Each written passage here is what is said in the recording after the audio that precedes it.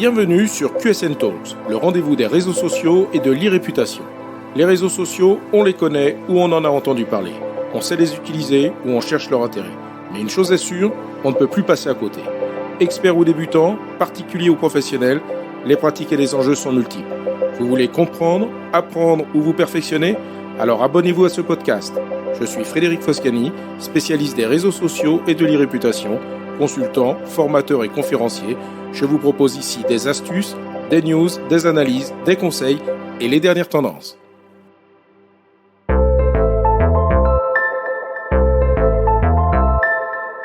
Bonjour.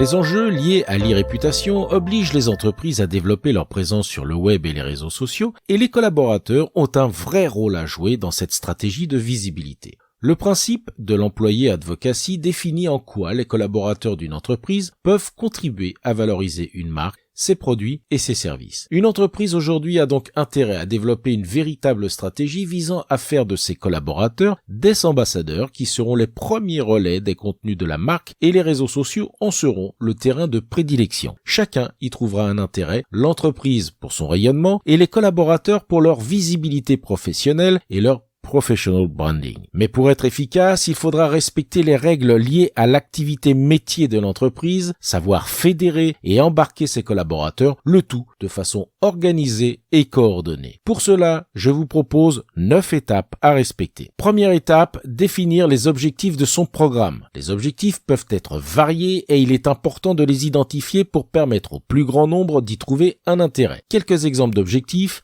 visibilité, prospection commerciale, recrutement de collaborateurs. Deuxième étape, impliquer la direction et le management. L'exemplarité est primordiale. Comment réussir à convaincre des salariés de jouer le jeu si leur management et la direction ne le font pas? Cette situation est un frein classique au déploiement d'un programme d'ambassadeurs. Troisième étape, définir les rôles et mettre en place une charte ou un guide des pratiques recommandées et à éviter. Une charte des bonnes pratiques d'utilisation des réseaux sociaux sera un cadre nécessaire pour rassurer bon nombre de collaborateurs sur ce qu'ils peuvent faire au travers de leurs réseaux sociaux personnels sans prendre de risques en termes de responsabilité personnelle ainsi que pour leur image et celle de l'entreprise. Quatrième étape, définir une stratégie de contenu en fonction des objectifs. L'organisation est clé pour permettre aux ambassadeurs d'avoir une activité régulière. Pour cela, il faudra bâtir un calendrier éditorial répertoriant les contenus à mettre à disposition en fonction des objectifs retenus, qu'il s'agisse de visibilité,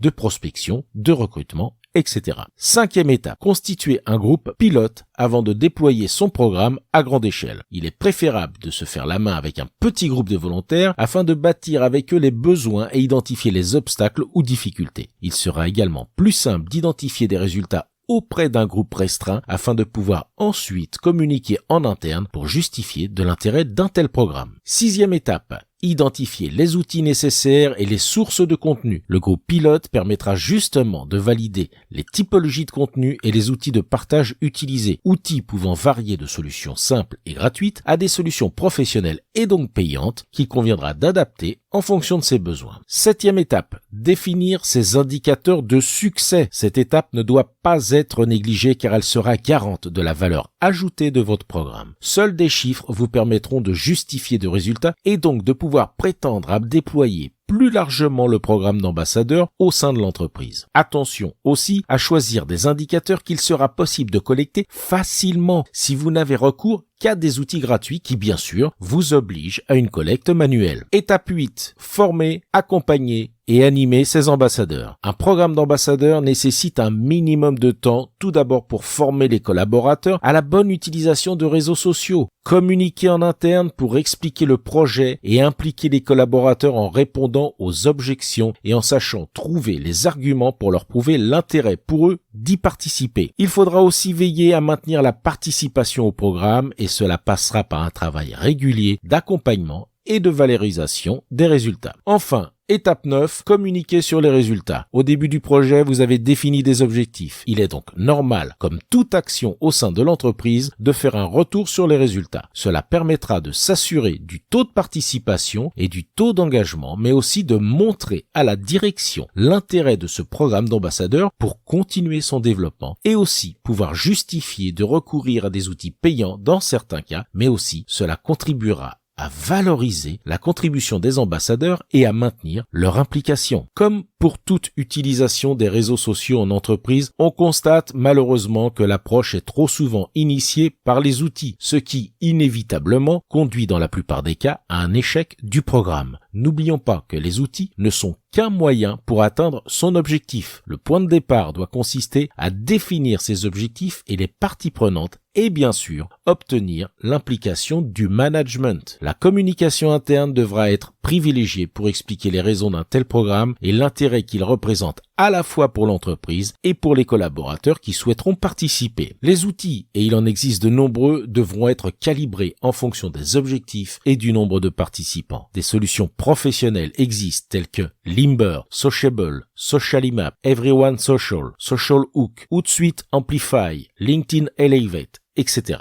Mais attention à ce que l'on nomme l'effet perroquet, où des contenus institutionnels repris systématiquement tels quels par les collaborateurs auront finalement un effet contre-productif vu de l'extérieur, les collaborateurs pouvant finalement être perçus comme des hommes ou femmes sandwich reprenant la voix de son maître. N'oublions pas que ce qui importe n'est pas la répétition et l'automatisation de la diffusion de contenu, mais bien la création de liens, l'humanisation de l'image de l'entreprise au travers d'échanges personnalisés et d'une véritable valeur ajoutée que les collaborateurs pourront proposer à leurs interlocuteurs.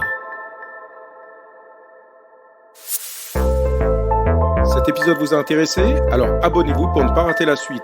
Et n'hésitez pas à donner 5 étoiles au podcast sur Apple Podcast et à le partager sur vos réseaux sociaux préférés. Ça fait toujours plaisir. Ce podcast est rendu possible par QSN Digital, l'agence que j'ai fondée pour conseiller, accompagner et former les professionnels, entreprises, dirigeants et personnalités à définir et gérer leur stratégie de présence sur les réseaux sociaux et leur e-réputation. Vous avez des problématiques de visibilité, d'image, de veille, de recrutement et de relations clients? Vous souhaitez développer votre marque employeur? Vous voudriez faire de vos collaborateurs des ambassadeurs? Contactez donc QSN Digital pour demander votre coach social media. Je me ferai un plaisir d'échanger avec vous. Pour me trouver, rien de plus simple, demandez à Google ou à vos réseaux sociaux. À bientôt.